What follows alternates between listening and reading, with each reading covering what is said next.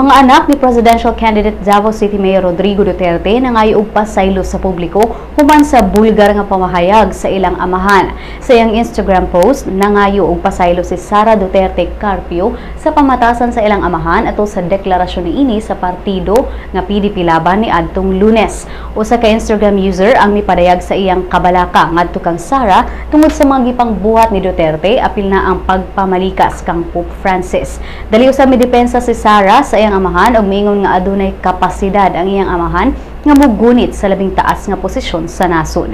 Samtang ang laing anak ni Duterte nga si Vice Mayor Paulo Duterte midepensa usab sa iyang amahan pinaagi sa usa ka Facebook post. Mato ni Paulo nga nagsugo na og political mudslinging og naglaom na siya nga gawas sa iyang amahan posibleng maapil ang lain pang miyembro sa ilang pamilya sa pagpangdaot sa politika. Apan malaumon gihapon si Duterte nga dili sila hukman sa pagpangdaot sa ilang tao kundi sa laing tao kundi sa ilang mga binuhatan samtang anaa sila sa katungdanan.